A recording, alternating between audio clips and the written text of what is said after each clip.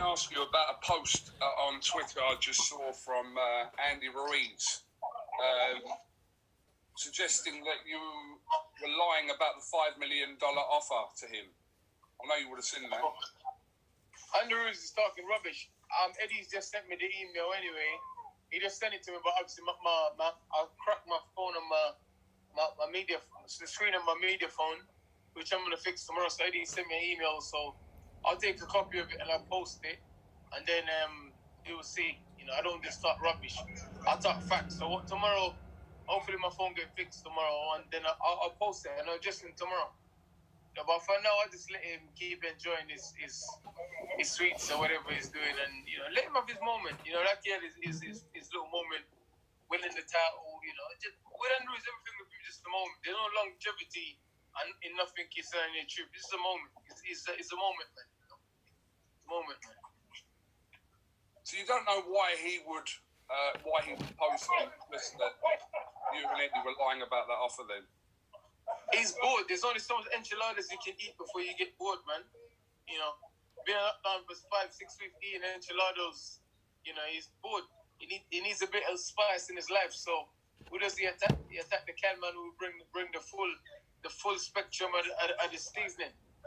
The spice, the turmeric, the curry, the barbecue. He needs a bit more spice. So, he's just trying to, listen, it's boxing.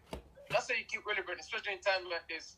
Keep your timeline busy, say stuff, come up with stories and all of these things. It just keeps the boxing relevant. So, I'm used to it by now, obviously. I'm used to it by now, Those are the words of Dillian Whyte. Shout out to IFL TV. Kugan Cassius had an interview, of course, via media with Dillian Whyte. And now the new thing is in. Andy Ruiz is claiming the $5 million offer to Dillian Whyte was a lie. Okay? And that was actually Dillian Whyte's response to the claim that it was a lie. And he said that he was, of course, going to have an email that's supporting him that showed that they sent the offer to Andy Ruiz and Team Ruiz and just shut it down. But he's going to let him have his moment. And I agree with Dillian Whyte. If it was a lie, okay, you have to say it was.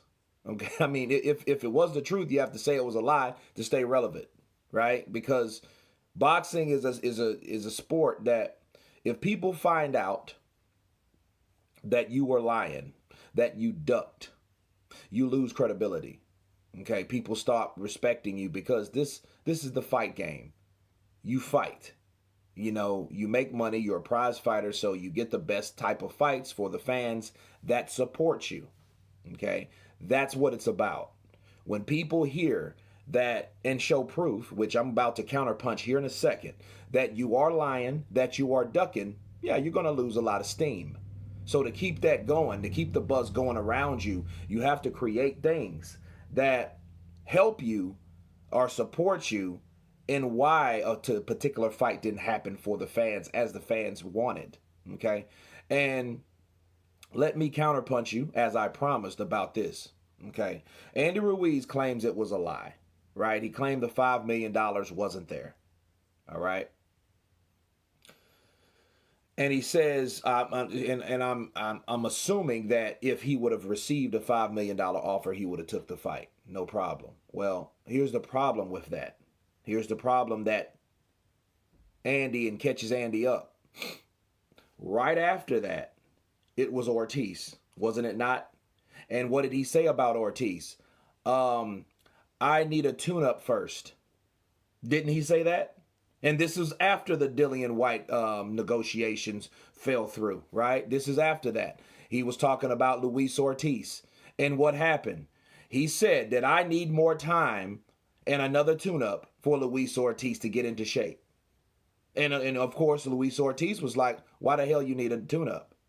See, Ortiz called him on the bullshit because guess what? It is bullshit. Because there's no way you could say that you were seriously wanting to fight Dillian Whyte and then get to Ortiz and all of a sudden you want a tune-up, but then claim Dillian Whyte's offer was bullshit.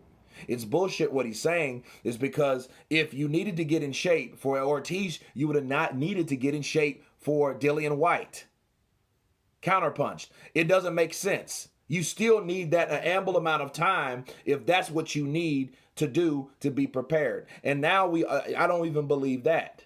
Oh, I needed to get in shape. I need a tune-up. He said that. Well, he would have needed that but for both fighters.